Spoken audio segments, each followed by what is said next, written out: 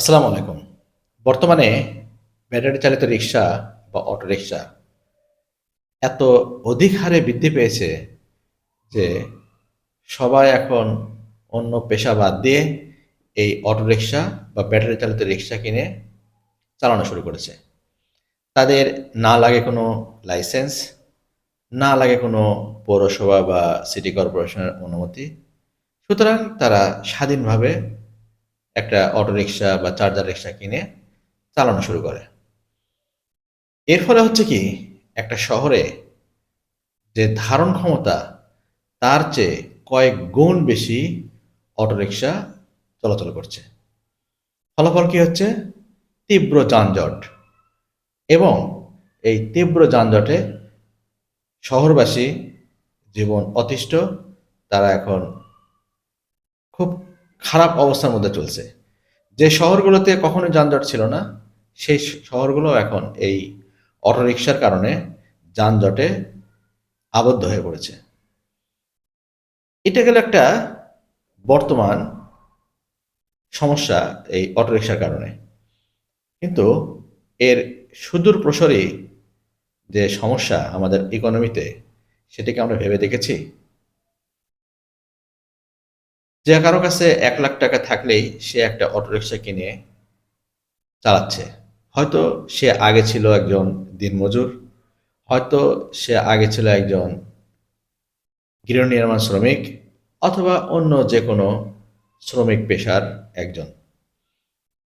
সে যখন ওই পেশা বাদ দিয়ে এই অটোরিকশা চালাচ্ছে, সে আরামে চালাচ্ছে এবং তার শারীরিক পরিশ্রম নাই বললেই চলে। ফলাফল কি হচ্ছে? সে এই পেশাটাকে খুব ভালোভাবে গ্রহণ করছে। কিন্তু সমস্যাটা অন্য জায়গায়। যারা কৃষির সাথে জড়িত তারা জানেন যে এখন কৃষিতে শ্রমিক পাওয়া যায় না। খুব কষ্টসাধ্য ব্যাপার। ফলে কি হচ্ছে? এখানে যে ২-৪ জন শ্রমিক পাওয়া যাচ্ছে, তাদের উচ্চ মূল্যে নিতে হচ্ছে এবং উচ্চ মূল্যে নেয়ার কারণে আমার কৃষি উৎপাদন খরচ অনেক, অনেক গুণ বেড়ে যাচ্ছে। ফলে এই কৃষি উৎপন্ন প্রোডাক্টের দাম স্বভাবত কারণেই অনেক বেড়ে যাচ্ছে। আবার যারা গৃহ নির্মাণ শ্রমিক বা অন্য কোনো পেশার শ্রমিকে ছিল, তারা যখন ওখান থেকে সুইচ করে এই অটোরিকশা চালক হচ্ছে, তখন কি হচ্ছে? ওই খাতে শ্রমিকের কস্ট অনেক বেড়ে যাচ্ছে এবং এই শ্রমিকের কস্ট বেড়ে যাওয়ার কারণে সেই খাতগুলোতে নির্মাণ ব্যয় বা অনেক বেড়ে যাচ্ছে। ফলে কি হচ্ছে? আল্টিমেটলি এটা ইকোনমির উপর একটা বড় প্রভাব ফেলছে।